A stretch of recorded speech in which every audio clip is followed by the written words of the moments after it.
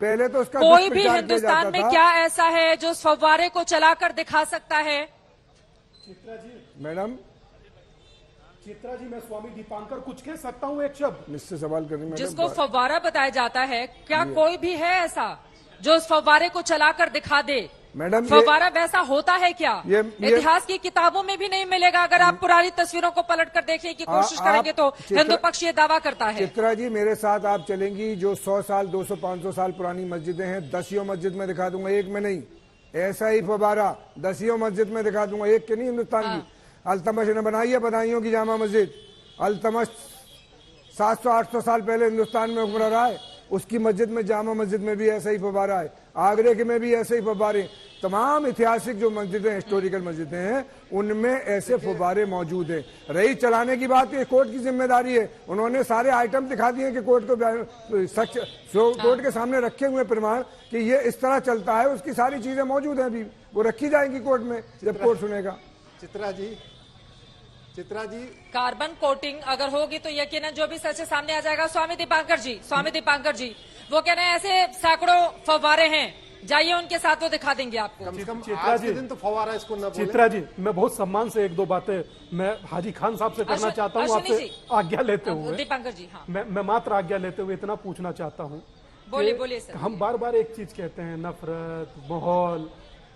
अगर कोई बात आस्था की है हाजी खान साहब, तो उसके लिए अगर लड़ाई आप भी उस कोर्ट में लड़ रहे हैं, हम भी कोर्ट में लड़ रहे हैं, तो विवाद की बात आती कहां है? पहली पूरी बात सुन लीजिएगा, विवाद की बात आती कहां है? अच्छा, हम लोग विवाद की बात कर ये कार्ड क्यों खेलते हैं सर? क्या हम माहौल, क्या हम कोई संदेश देते हैं दुनिया को कि हम ऐसी बात बोले तो आप ऐसा सोचो?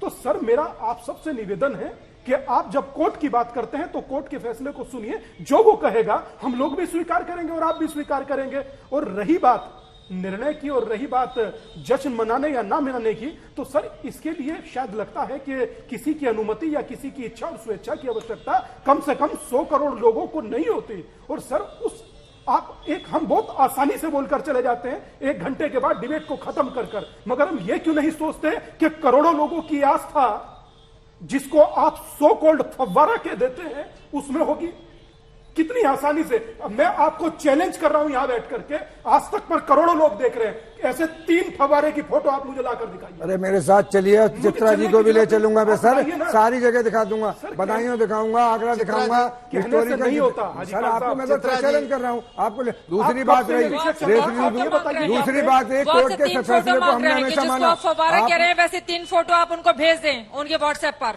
मैं उम्मीद करता हूं जब से ये विषय चल रहा है, आपने एक फोटो आपके पास हो तो आप दिखा दीजिए, और अगर जो नहीं है तो कम से कम इस प्रकार से कपोल आप शिव जी की तौहीन क्यों कर रहे हैं? मैं जो इतने कमजोर है शिव जी कि वो पानी के अंदर बंद कर देगा उन्हें? कोई कैसी बात करते हैं आप देश के सामने? हाँ, आप क्यों कह रहे हैं कि वहां से निकलिए आप? अरे जो 500 साल से मस्जिद है, आज से नहीं है। और वहाँ के भी स्वामी थे जो बनारस के, जो कह रहे थे कि हमने रोचक चीज है, वहाँ पढ़े हमने देखा, हमेशा फव्वारा था। एक स्वामी कह रहा है भाई, बनारस का एक स्वामी कह रहा है। आप सुनिए तो सही सर, ये सबसे चित्रा जी रोचक चीज है कि ना सुनना और वो कहना जो उनका मन है। एक होता ना कि खुद के इन्फ्लुएंस में रहना, ये स्वयं के इन्फ्लुएंस में नहीं, जो मैंने बात ही नहीं कही, ये उसका उत्तर मुझसे मांग रहे हैं। स्वामी जी, हमें भी हाजी खान साहब, दुनिया में सुना जा रहा है कि संविधान की चलेगी, कानून की चलेगी, या कानून का मजाक उड़ाया जाएगा। मैं आपकी बात से सहमत हूं। मस्जिद का फैसला सुप्रीम कोर्ट का फैसला नहीं है, आपकी बात से सहमत हूं। सुप्रीम कोर्ट ने दिया है और